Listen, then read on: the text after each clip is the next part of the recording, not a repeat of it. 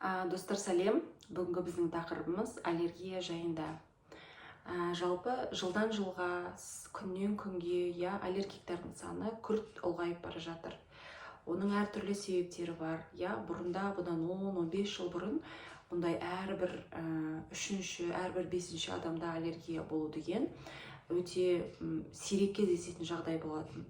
Қазіргі кезде балалар болсын, үлкен жастағы, егде жастағы адамдардың барлығында аллергия жиі кезігеді. Яғни ол тыныс алу жолдарының аллергиясы, терден әртүрлі белгілер, жара шығу, бөртпелер шығу деген сияқты аллергияның түрлері өте көп. Сол себептен олардың пайда болу себебін егер ойлап кететін болсақ, әр адам, жалпы әр маман әртүрлі айтады. Яғни бұл жерде ең басты себеп, менің көзім жеткен нутрициолог ретінде, бұл көбінесе құрттарға байланысты, паразиттар. Егер біздің ішімізде лямбли, аскариды, әртүрлі басқа да құрттардың түрлері болатын болса, ол көп жағдайда біздің мынау қан тамырларымызбен қоса лимфа өзені бар, сол лимфа өзендеріміз әбден ластанады.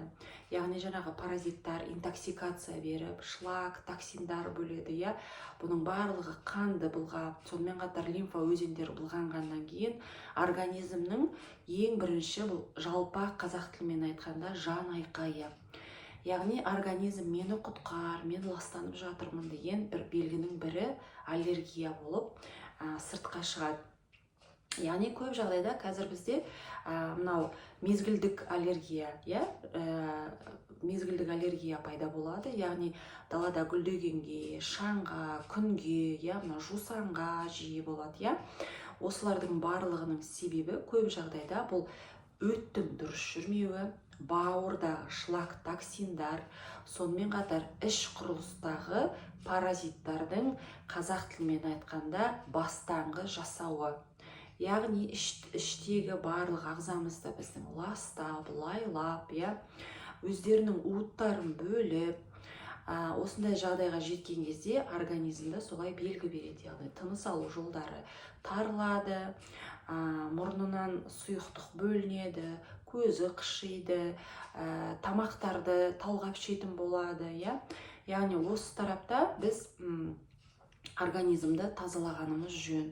Мысалы, біз өзіміз отбасымен бірге табиғи таза өнімдермен 6 айда бір, мысалы, үйімізге генеральный уборка жасаймыз, кірді жуамыз, барлық ыдыс аяқты жуамыз, бірақ организмді тазалап, оларға генеральный уборка жасауға біз көбінесе көңіл бөлмейміз.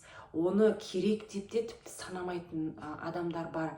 Ал біздің қазіргі заманда тағамның жасанды көп түрлері бар, тағам бізде толық табиғи емес, адал құрамда емес. Сол себептен олардың бәрінен арылып, тазарып тұру үшін бізде хотя бы 6 айда бір организмді өт, бауыр, шлак, токсиннан, әрбір клеткаларымызды паразиттан болсын, тамақтың қалдығынан, уытынан, дәрінің әртүрлі антибиотик хим препараттардан организмімізді тазалап тұрған абзал.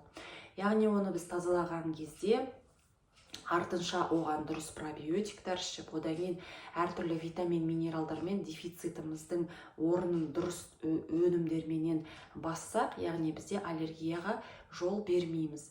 Яғни аллергиядан құтылудың бірден бір жолы, яғни организмға толық генералдық уборка жасау, тазалану, артынша пробиотиктермен жаңағы патогенный бактерияларды, жарамсыз бактериялар, паразит болсын, әртүрлі паразит бактериялардың орнына өзіміздің іш құрылысымызға пробиотик, пребиотиктер, өзіміздің иммунитетімізді күшейтетін, паразитқа төтеп беретін өнімдерді ішкен кезде бізде иммунитетіміз күшейетін болады. Яғни аллергияға қарсы иммунитет пайда болады.